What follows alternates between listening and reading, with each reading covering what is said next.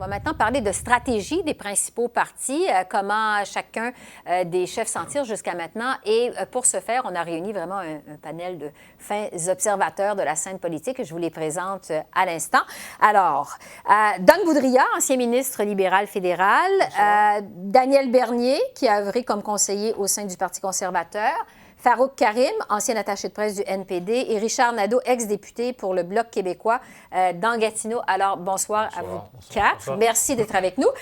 J'aimerais qu'on commence par la nouvelle qu'on a appris aujourd'hui de Maxime Bernier, qui finalement va pouvoir participer aux 2 débats télévisés organisés par le consortium des débats de M. Johnson, qui était chargé de décider qui pouvait et pas participer à ce débat. Ça va aider qui, la participation de Maxime Bernier? Ça va nuire à qui? Monsieur Boudria, d'abord. Ça va aider qui? C'est un peu plus difficile à dire. Ça va nuire à qui? Ça, c'est assez évident. Il y a 2 partis qui se disent le vrai Parti conservateur. Naturellement, le but d'un est de nuire à l'autre. Alors ça, c'est assez clair.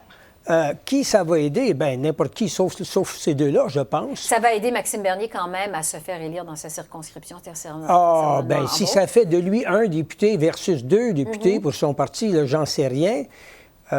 À noter qu'il y a 2 Maxime Bernier qui se présentent dans la même circonscription. Oui, il y a un homonyme, effectivement. Incluant un du parti Rhinocéros. Et je dois dire que certaines de ces politiques vis-à-vis l'immigration, il pourrait presque être un candidat Rhinocéros lui-même. Là. Mais sauf que c'est un peu plus, c'est un peu plus épeurant. Monsieur Bernier, est-ce que ça va aider Andrew Scheer parce que il n'y aura pas l'air finalement du gars si à droite que ça? Dans le débat, parce qu'il va y en avoir un. Maxime Bernier, il va être plus à droite que lui. Il va en avoir un pire. Maxime étant Maxime, on verra ce que ça va donner au débat comme tel. C'est sûr qu'il va pouvoir au moins se distinguer du Maxime Bernier du Parti Rhinocéros, ça, je suis d'accord.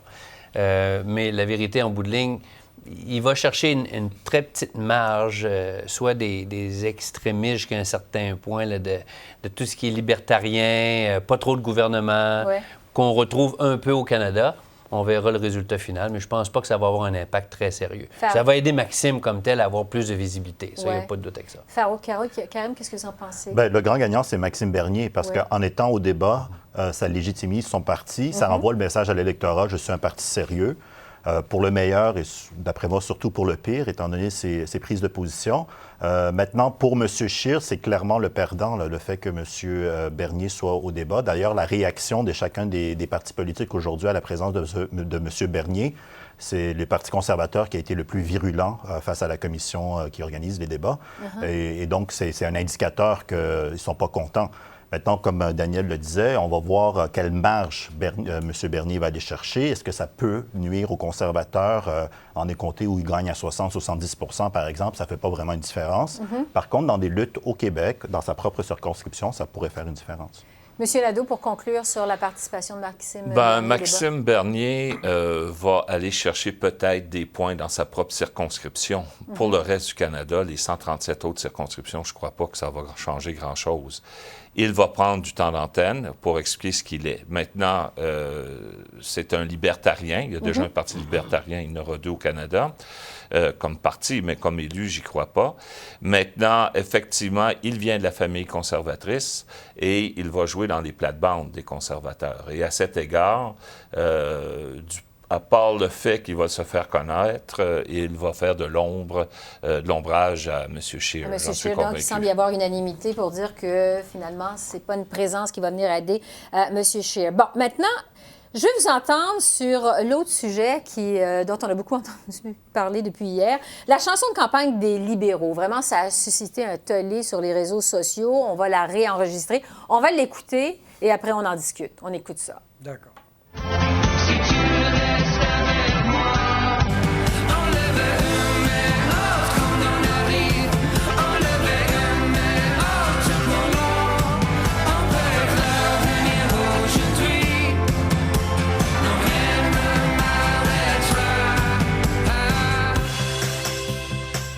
Bon, pour ceux qui n'ont pas compris, premièrement, les paroles sont supposées être en français. Je vais les traduire parce que, je vais dire ce qui se dit parce que c'est vraiment difficile à comprendre. On lève une main haute pour demain, on lève une main haute vers les étoiles. Monsieur Boudria, comment des stratèges ont pu penser que c'était bon? Je l'ignore. Parce que, évidemment, on ne parle pas de mauvais français, mais on parle d'expressions idiomatiques qui existent en anglais et pas en français. On sait tous que les expressions idiomatiques ne se traduisent pas. On utilise des expressions en français qui ont à voir avec le hockey. On parle de quelqu'un qui batted it out of the park en anglais, et pourtant, on n'utilise pas ça en français, etc. Donc, ce sont des expressions idiomatiques. Et c'est pour ça, d'ailleurs, qu'ils ont dit qu'ils étaient pour tout simplement la refaire. Maintenant, s'agissant de la musique, il y en a qui ne l'aiment pas. Moi, je la trouve... je pense que je suis seul dans le groupe qui est musicien, et moi, je la trouve quand même assez bien. Oui, que la musique est entraînante. Oui. Monsieur Bernier, quand on prépare des publicités comme ça, quand même, c'est passé par des groupes cibles. On teste ces publicités-là. Comment ça se fait que des choses comme ça se produisent? Je pense pas que ça va faire le top 10, là. Puis je pense pas que ça va faire le party de Noël non plus. En bout de ligne, c'est que, comme certains députés ont dit, c'est quand même très, très, très gênant. Puis c'est surtout pas, si le but c'était de faire un peu comme haut les mains dans le Club Med, je pense pas que ça va avoir ce résultat-là non plus. À refaire, prise 2. Oui, bien, on va la réenregistrer, c'est ce qu'on a dit.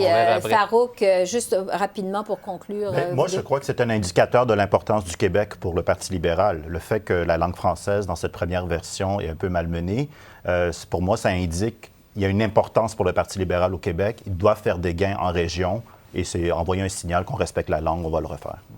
Ah, du fait qu'on a pris la décision de le réenregistrer. Parce que, M. Nadeau, comment est-ce que ça démontre qu'en envoyant en ondes des publicités comme ça, que finalement, la campagne, les libéraux, tout se passe à Toronto, c'est géré par... Bien, écoutez, au Canada, il y a 2 langues officielles. Il y a l'anglais puis la traduction. On en a un exemple ici frappant, quoique c'est une très mauvaise traduction.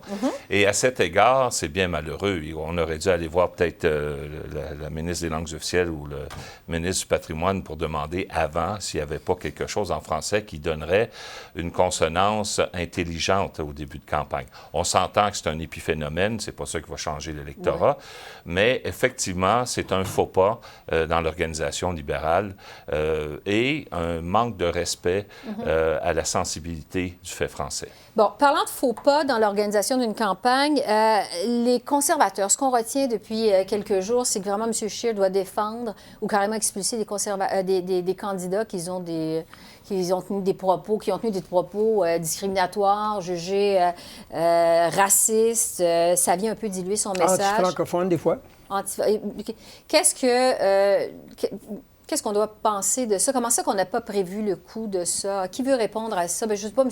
Bernier, peut-être, vous avez œuvré auprès des conservateurs parce que ça vient diluer le message un peu pour M. Scheer. L'important, c'est que les candidats qui ne représentent pas le leader et la direction de parti, il faut s'assurer qu'on puisse passer à d'autres choses et essayer d'aller chercher un autre candidat. Je regardais justement cet après-midi, tous les partis ont été obligés de changer des candidats. L'important, je pense que à partir du moment qu'il y a un problème d'éthique ou de commentaire qui est totalement déplacé, il faut prendre une mesure nécessaire puis passer à la prochaine. Parce qu'il y a eu des problèmes pour les libéraux aussi, un candidat dans Saint-Michel, Saint-Léonard, effectivement, où on a dû changer le candidat. Mais c'est pas tous les partis, hein? Il faut faire attention quand même. Moi, je n'en ai pas trouvé pour le Bloc. Oui, mais c'est ça. Donc, on en fait l'analyse. Là. On arrive à une situation où on est en fin de campagne, on cherche des candidats, peut-être que la recherche sur le passé de la personne en question est moins pointue, et effectivement, ça arrive à toutes les élections. C'est gênant, c'est très gênant, et c'est dommage pour la démocratie aussi qu'on pourrait se retrouver avec des gens qui n'ont pas ce respect de la démocratie, ou du moins le respect des citoyens en bout de piste. Quand vous dites on est en fin de campagne, en fait, ce que vous voulez dire, c'est que la campagne allait être déclenchée, il fallait faire rapide pour trouver des candidats, donc il faut se dépêcher plusieurs... On arrive à une date butoir. Oui, c'est ça, exactement. Une date butoir pour déposer des mises en candidature, après quoi, s'il n'y a pas un candidat pour le parti ou une candidate, il n'y aura pas de candidat ou candidate. On est rendu là. Est-ce que, Farouk, du côté du NPD, ça pourrait se produire? Parce qu'on sait combien ça a été difficile pour le NPD de trouver des candidats, notamment au Québec, mais partout au Canada. Ça peut donner lieu. Est-ce que ça pourrait donner lieu? C'est le cas. Depuis quelques campagnes, la première semaine, c'est souvent sur des candidats qui ont eu des propos déplacés dans le passé. Avec l'ère des médias sociaux, ça exacerbe le cas, puisque les gens parlent beaucoup et disent beaucoup de choses. D'un point de vue de quartier général, de war room de chaque parti, l'idée, là, c'est de faire un match nul. que tout le monde en a, on peut-tu passer à autre chose? Ça annule les autres. Voilà, et tout, c'est-à-dire ouais. que si toi, tu es attaqué par rapport à un candidat, tu essaies de sortir quelque chose sur un autre candidat dans l'autre équipe. Comme ça fait des matchs nuls, puis on essaie de revenir au message original de la campagne. Bon, Ce qui est un peu différent, si vous permettez, allez-y. c'est qu'on entend des choses comme ça en même temps qu'on entend dire, bien écoutez, la position de notre parti, c'est telle chose, mais sur des votes de projet de loi émanant des députés ou autrement, les députés sont libres de voter de la manière qu'ils veulent. Là, ça peut être le dossier de l'avortement, ça peut être d'autres choses, mais le chef dit « Voici ma position, mais n'oubliez pas que tous ces gens-là derrière moi peuvent voter comme ils veulent. » Attends une minute, là.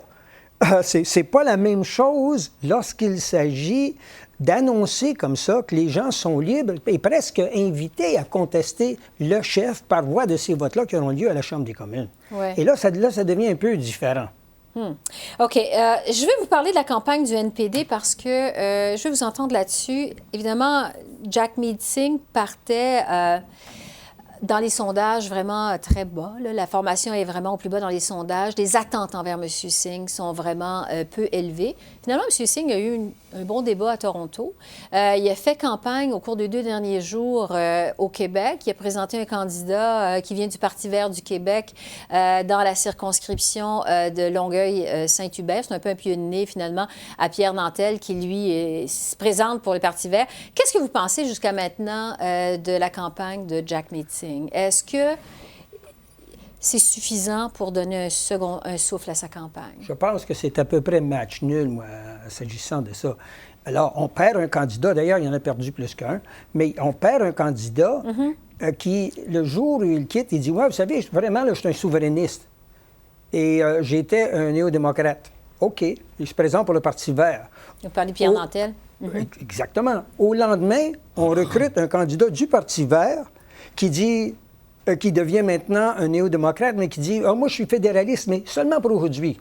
Attendez une minute, là. Ça, on dit chez nous, c'est changer 4,30 sous pour une pièce. Ouais. C'est la même chose. Oui. Si on regarde historiquement, là, avant Jack Layton et son arrivée, la vague orange au Québec, le NPD au Québec, ça n'avait pas un pied à terre très, très puissant. Puis cette élection-ci, on a 15 comtés qui ont moins de 3 de différence entre le premier et le numéro 2. Et dans la plupart de ces résultats-là, le NPD est impliqué soit dans une bataille à 2 ou à 3. Fait que c'est sûr que les conservateurs et les libéraux vont s'assurer de focusser sur les comtés où les NPD ont une chance de glisser encore plus, perdre du terrain. En plus, au-delà de ça, tu as le Parti vert qui oscille autour de 10 Fait que c'est sûr que la marge de manœuvre des NPD du côté du Québec, elle s'est fait rétrécir d'une manière très, très forte. C'est sûr que M. Singh fait un effort de mettre de l'importance sur le Québec et dire que le Québec peut le compter comme un allié. Mais je pense pas que c'est assez, c'est too late. Un peu trop tôt, trop tard, trop peu trop tard. Trop peu trop tard. C'est tout le temps qu'on a. Je veux vous remercier vraiment, Richard Nadeau, Farouk Karim, Daniel Bernier et Don Boudria d'avoir été avec nous ce soir. Merci pour vos lumières. On aura certainement l'occasion de se reparler au cours de cette campagne électorale qui ne fait que commencer. Merci beaucoup à vous quatre. Merci. À la prochaine. Merci bien.